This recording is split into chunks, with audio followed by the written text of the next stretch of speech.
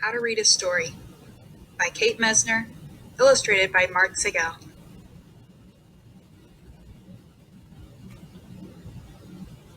Step 1. Find a story. A good one. It can have princesses and castles, if you like that sort of thing, or witches and trolls, as long as they're not too scary. Step 2. Find a reading buddy. A good one. A buddy can be older or younger, or a person your age, or maybe not a person at all. Make sure your reading buddy is nice and snuggly. And make sure you both like the book. If you don't agree, go back to step 1. Sometimes it takes a few tries to find just the right book.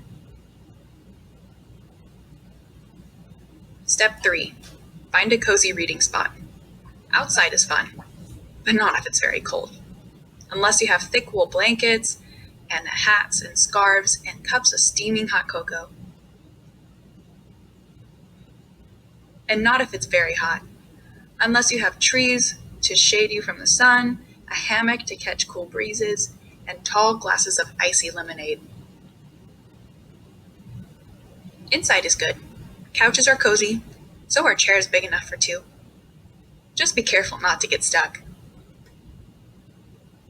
Step 4. Look at the book's cover. Can you guess what it's about? Read the title. That might be a clue. This book is called The Princess, the Dragon, and the Robot.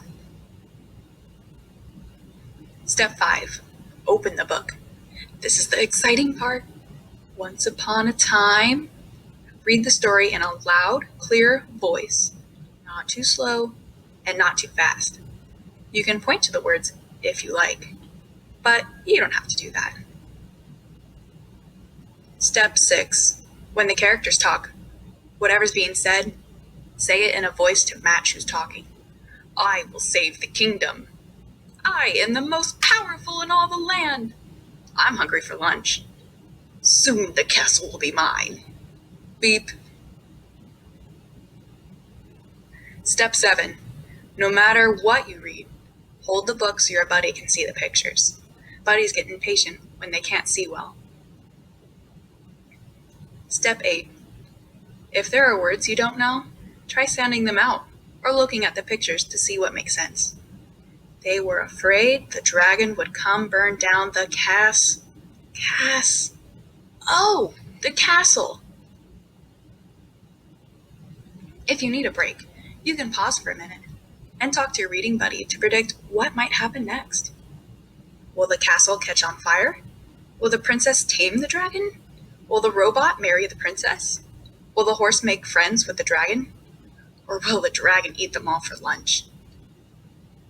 Step 9. When you're getting to the exciting parts, make sure your voice is exciting too. Who dares disturb me in my cave? The dragon growled. Oh dear, oh no, the robot was scared. All his metal parts rattled. What would they do? But the princess tackled that dragon and held him down. You must promise you'll leave our kingdom in peace. When you and your buddy can't stand it a second longer, turn the page to read how things worked out. The dragon promised and decided it was better being friends, and they all lived happily ever after. Step 10. When the book is over, say the end. And then, if it was a really good story, go right back to the beginning and start all over again.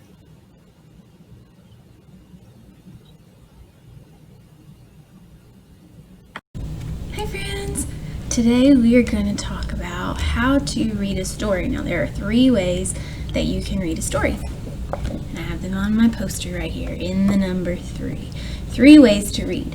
You can read the pictures, you can read the words, or you can retell the story. Now we know that when we read a book, we start at the front cover, and we turn our pages this direction. It's very important to know when you're reading a story.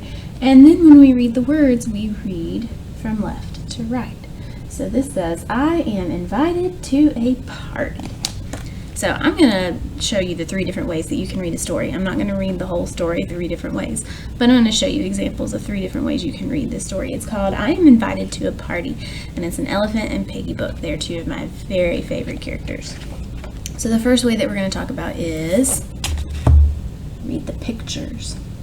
Now, sometimes you may get a book that you don't know all the words or maybe a little bit too hard for you, but you can still read the pictures in the story. So if I didn't know the words in here, I'm going to flip through and I'm going to look at the pictures and I'm going to tell a story about what's happening with the pictures. So Piggy is super excited and Piggy's holding an envelope. So I bet Piggy got something in the mail that Piggy's excited about. And it's going over to show Gerald, the elephant. So they're talking about the letter.